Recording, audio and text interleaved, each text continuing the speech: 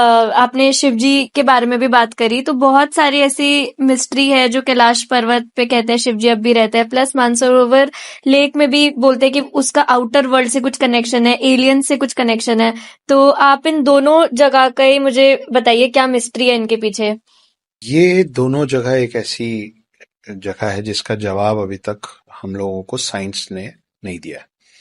हमको लगता है ना कि science has all the answers. नहीं, अच्छा। साइंस के पास इन सवालों का जवाब नहीं है। क्यों नहीं है और ऐसा क्या है?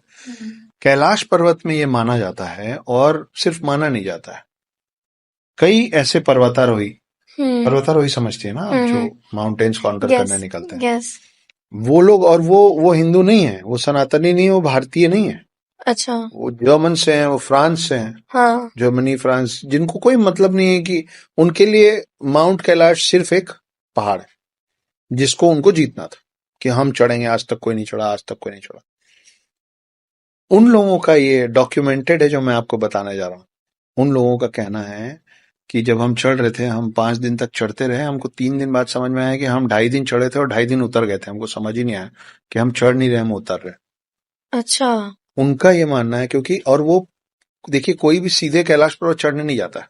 उन लोगों का बहुत बड़ा बड़ा एक्सपीरियंस है। वो अनगिनत दूसरे बर्फीले पहाड़ के समिट को टच किए, पहुंचे हैं। तो उसके साथ उनका एक्सपीरियंस है, उनका अनुभव है, उनका तजुर्बा है। उसके बाद उनको लगा कि हम ये भी जीत जाएंगे। कोशिश किए। माउंट एवरेस्ट जो है वो माउंट कैलाश पर्वत से बड़ा है। अच्छा। माउंट एवरेस्ट लोग पहुंच गए, उससे छोटा है कैलाश पर्वत साइज में। कैलाश पर्वत पे ऊपर तक नहीं पहुंच पाया, आज तक कोई भी नहीं पहुंच पाया। पहुंचता। तो जब ये लोग लौटे तो इन्होंने अलग अलग, सबने बताया। किसी ने बोला कि वहां पे, क्योंकि हम कई बार अलग अलग बर्फीले पहाड़ चढ़ चुके हैं, हमारा बाकी जगहों पे 5-6 दिन में जितने हमारे नाखून और बाल बढ़ते हैं, कैलाश पर्वत पे 2 दिन में उतने बढ़ जाते हैं। अच्छा। हाँ, तो इसका ये मतलब निकाला गया कि कैलाश पर्वत पे आपकी उम्र तेजी से बढ़ने लग जाती है, आपके एज स्पीड अप हो जाता है। उसके बाद उन्होंने बताया, एक मेरे ख्याल से जर्मनी का पर्वतारोही, मैं नाम बोल रहा हूँ, उसको जब वो रास्ते से वापस आ गया तो उससे पूछा गया कि तुम क्यों वापस आ गए, तुम तो बोलते गए थे हम चढ़ जाएंगे। तो बोला कि आधे रास्ते में ऐसा लगा कि कोई कोई है, कोई शक्ति वहां जो इशारे से बोल रही कि वापस। अच्छा, ये जर्मनी के किसी इंसान को लगा? जर्मनी के किसी इंसान को लगा, जो नहीं मानता शिव को, जो नहीं मानता हिंदुत्व और सनातन, और उनको तो किसी पता भी नहीं उनको होगा कुछ शायद नहीं मालूम। इस सब बारे में। वो लौटा और वो बोला कि मैं चढ़ा चढ़ा चढ़ा, और फिर मेरे को ऐसा लगा कोई अज्ञात शक्ति मेरे को ऑर्डर कर रही कि get back. But sir, Shiv ji क्यों नहीं चाहते कि वहां पर और कोई आए? प्लेग जैसे हम लोग सब जगह फैले हैं, हम पानी गंदा कर रहे हैं पूरी दुनिया में, हमारे ग्लेशियर्स पिघल रहे हैं, हम गड्ढा खोद खोद के जितना अंदर मिनरल है और ऑयल है सब कंज्यूम कर ले रहे हैं, हम अलग अलग जानवरों को मार डाल रहे हैं, एक्सटिंक्ट हो जा रहे हैं जानवर, खत्म, वो हम कर रहे हैं। तो किसी को तो नहीं छोड़ते हम। तो शिव बोल रहे हैं कि तुम्हारे अपने दायरे हैं भाई, तुम कितने भी बड़े बन जाओगे मेरे तक थोड़ी ना पहुंच जाओगे। मगर एक शख्स है जो माउंट कैलाश चढ़ा है। अच्छा। ये तिब्बत का है, तिब्बतियन थे। आज से 900 साल पहले एक शख्स जिसका नाम था मीला रेपा। क्या था? मीला रेपा। वो काले जादू में उसकी बड़ी शक्तियां थी। अच्छा। ब्लैक मैजिक का बहुत पावर था उसमें। माना जाता है, उन लोगों के तिब्बतियन बुक्स में लिखा हुआ है कि मीला रेपा इकलौता ऐसा शख्स है जो आज से 900 साल पहले माउंट कैलाश ऊपर तक चढ़ गया था। अब आप देखिए, ये तो पूरी बात दूसरे संदर्भ में हो गई ना। मैं आपको थोड़ा साइंटिफिक, कोई ऐसी कहानी है और भी बहुत सारी।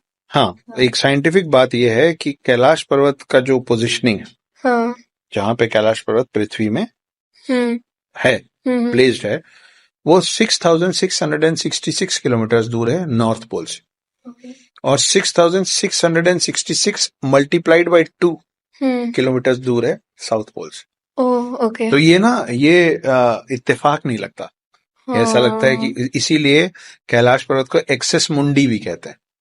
अच्छा। कहा जाता है कि ये पूरा जो पूरा अर्थ है ना, वो ऐसा एक बराबर घूम रहा है सोलर सिस्टम में। इधर या उधर लुढ़क क्यों नहीं रहा है? माना जाता है कि कैलाश पर्वत वो एक्सिस है जो इसको बैलेंस जो रखा हुआ है, बैलेंस कर रहा है। ओके। कि ना वो उसको इधर गिरने दे रहा ना उसको उधर गिरने दे रहा, उसी जगह पे उसको वैसे ही रन करने का जो काम है वो कैलाश पर्वत का। अब ये भी माना जाता है कि कैलाश पर्वत के अंदर एक एक हिडन शहर है ओके। जिसका नाम अलग अलग है, लेकिन उसका एक नाम है ज्ञानगंज। ओके। हमारे पुराणों में उसका नाम ज्ञानगंज है। बुद्धिज्म में और तिब्बतियंस लोग और चाइनीज लोग भी इसी शहर को शैंग्रीला कहते हैं। ओके। हाँ, तो ये ज्ञानगंज है नाम, जिसमें जितने भी अभी हम बोल रहे थे ना कि हम जानवरों को एक्सटिंक्ट कर दे रहे, विलुप्त कर दे रहे, लेकिन आप ये समझिए कि युगों का जो फेर है वो कलयुग जब खत्म होगा तो फिर सतयुग आएगा। तो जब सतयुग फिर से आएगा तो आपको सारे जानवर फिर चाहिए ना एक दुनिया बसाने के लिए। तो आप उसको, मैं बहुत सिंपल भाषा में आपको और आपके दर्शकों को समझाने की कोशिश करता हूँ। हम लोग सब लोग बचपन में सांप सीढ़ी लूडो और चेस खेले होंगे, खेले ना? जब हम लूडो खेलते हैं या चेस खेलते हैं तो हमारी गोटियां कटती हैं, ठीक है? तो जब गोटियां कटती हैं, खास करके चेस में जब गोटियां कटती हैं, अब देखिए चेस में क्या क्या होता है, हाथी होता है, हाँ, घोड़ा होता है, ऊंट होता है सब ना? जान। जब ये सब कटते हैं तो उनको आप बोर्ड के बाहर रख देते हैं, हाँ। लेकिन फेंक थोड़ी ना देते हैं, बोर्ड के बाहर रखते हैं ना। फिर आप और खेलते हैं और खेलते हैं, फिर गेम खत्म हो जाता है। जब गेम खत्म हो जाता है तो आप उन सारी गोटियों को एक जगह पे जमा करके रखते हैं, बोर्ड को बंद करते हैं कि जब अगली बार खेलेंगे ना तो तब दोबारा तो फिर सबको सेट करना पड़ेगा। कितनी प्यारी बात है भगवान ये। जी लोग का यही खेल चल रहा है हाँ। कि अभी जितने लोग आपको लग रहा है ना कि हम इंसान लोग विलुप्त कर लिए, विलुप्त कर दिए, हाँ। वो सब वो ज्ञानगंज में जमा कर रहे हैं। अच्छा, क्योंकि जब कलयुग खत्म होगा तो फिर सतयुग शुरुआत करने के लिए उनको वो सब चाहिए। मतलब जितनी भी चीजें यहाँ पे एक्सटेंट हो गई वो कैलाश वो में सब वहां सहेज के रखी एक हुई हिडन कॉलोनी में ज्ञानगंज में है, शहर में। हम्म। और जब वापस सतयुग शुरू होगा, फिर से बोर्ड गेम जब सेट होगा तो उनको ज्ञानगंज से निकाल के फिर पृथ्वी में सेट किया जाएगा ताकि ये सब कुछ फिर से हो। तो ये सर्कल होता है युगों का। सो सर, ये जो मानसरोवर लेक है इसका कुछ एलियंस वगैरह से कुछ कनेक्शन है? जी, मानने वाले मानते हैं कि अच्छा। एलियन से भी कनेक्शन है। वहां पे कई लोग गए हैं और वो बोलते हैं कि एकदम रात में उनको ऐसे 3 बॉल लाइट्स दिखती हैं, कभी पानी से निकल के उड़ती हुई, कभी ऊपर से आके पानी में समाती हुई। अच्छा। सदगुरु जग्गी जो हैं वो भी गए थे पूरे ट्रूप के साथ। मैंने थोड़े दिन पहले उनका यूट्यूब वीडियो देखा था। अब अगर वो फेक होगा तो मैं माफी चाहता हूँ, मेरे को तो बड़ा रियल लग रहा था। और उनके साथ जो लोग गए थे उन्होंने भी देखा कैसे 3-4 बॉल्स निकले। तो माना गया कि वो सप्तऋषि हैं। अच्छा। जो आते हैं, स्नान करने आते हैं, फिर वापस कैलाश पर्वत पे चले जाते हैं। तो अब उसको आप सप्तऋषि बोले, एलियंस बोले, वो आपकी मेरी मान्यता है। मानसरोवर तो मैंने सबने सुना है। हाँ। मानसरोवर से लगा हुआ एक और ताल है, ओके। एक और सरोवर है जिसका नाम है राक्षस ताल।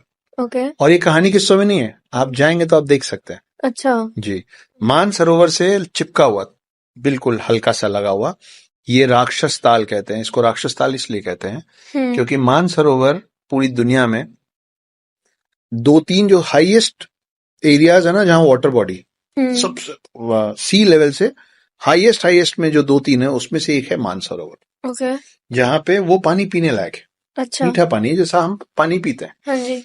मानसरोवर के आसपास आपको वेजिटेशन मिल जाएगा, पौधे, है ना, अच्छी हवा, शांत वातावरण सब मिलेगा। उसी से लगा जो राक्षस ताल है ना, उसमें पूरे दिन लहर आती है और उसका पानी खारा है। अच्छा। समंदर वाला पानी। और साइंटिस्ट लोग को और साइंस को आज तक इस बात का जवाब नहीं मिला कि एक ही क्लाइमेटिक कंडीशन में, इतने अलग, एक ही हाइट में सब सेम रहा, तो ये दोनों पानी का इतना बड़ा फर्क कैसे कि आप उस पानी को पी नहीं सकते, उसके आसपास कोई पौधा नहीं उगता, उसमें समंदर जैसी लहरें आ रही, जबकि वो समंदर नहीं है, वो ताल है। लेकिन उसी के बगल में एक मानसरोवर है जिसका पानी आप पी सकते। तो आपको ऐसा नहीं दिख रहा है कि गुड एंड इविल बिल्कुल अगल बगल बैठे हुए हैं। तो आप देखिए कितना भगवान जी का और सृष्टि का कितना कमाल का बैलेंस है।